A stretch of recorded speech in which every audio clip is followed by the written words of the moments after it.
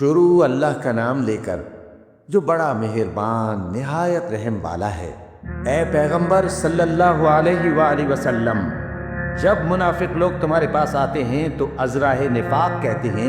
کہ ہم اقرار کرتے ہیں کہ آپ بے شک اللہ کے پیغمبر ہیں، اور اللہ جانتا ہے کہ در حقیقت تم اس کے پیغمبر ہو، اور اللہ ظاہر کیے دیتا ہے کہ منافق یقیناً جھوٹے ہیں۔ انہوں نے اپنی قسموں کو ڈھال بنا رکھا ہے اور ان کے ذریعے سے لوگوں کو اللہ کی راہ سے روک رہے ہیں۔ کچھ شک نہیں کہ جو کام یہ کرتے ہیں برے ہیں، یہ اس لیے کہ یہ پہلے تو ایمان لائے پھر کافر ہو گئے، تو ان کے دلوں پر مہر لگا دی گئی، سو اب یہ سمجھتے ہی نہیں۔ اور جب تم ان کے تناسب اعضاء کو دیکھتے ہو تو ان کے جسم تمہیں کیا ہی اچھے معلوم ہوتے ہیں،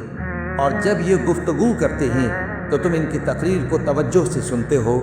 گویا لکڑیاں ہیں جو دیواروں سے لگائی گئی ہیں، بزدل ایسے کہ ہر زور کی آواز کو سمجھیں کہ ان پر بلا آئی۔ یہ تمہارے دشمن ہی ہے، سو ان سے محتاط رہنا، اللہ ان کو ہلاک کرے، یہ کہاں بہکے پھرتے ہیں۔ اور جب ان سے کہا جائے کہ آؤ رسول اللہ صلی اللہ علیہ وآلہ وسلم تمہارے لیے مغفرت مانگیں، تو سر ہلا دیتے ہیں، اور تم ان کو دیکھو کہ تکبر کرتے ہوئے رکے ہی رہتے ہیں۔ تم ان کے لیے مغفرت مانگو یا نہ مانگو، ان کے آگے برابر ہے، اللہ ان کو ہرگز نہ بخشے گا، بے شک اللہ نافرمان لوگوں کو ہدایت نہیں دیا کرتا۔ یہی ہیں جو کہتے ہیں کہ جو لوگ رسول اللہ صلی اللہ علیہ وآلہ وسلم کے پاس ہیں ان پر کچھ خرچ نہ کرو یہاں تک کہ وہ خود بخود بھاگ جائیں، حالانکہ آسمانوں اور زمین کے خزانے اللہ ہی کے ہیں، لیکن منافق نہیں سمجھتے۔ کہتے ہیں کہ اگر ہم لوٹ کر مدینے پہنچے تو عزت والے ذلیل لوگوں کو وہاں سے نکال باہر کریں گے، حالانکہ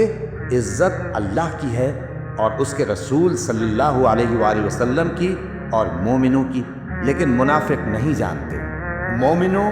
تمہارا مال اور اولاد تم کو اللہ کی یاد سے غافل نہ کر دے، اور جو ایسا کرے گا تو وہ لوگ خسارہ پانے والے ہیں۔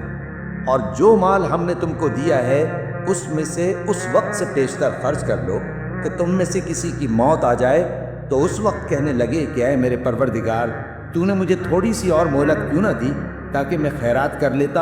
اور نیک لوگوں میں داخل ہو جاتا۔ اور جب کسی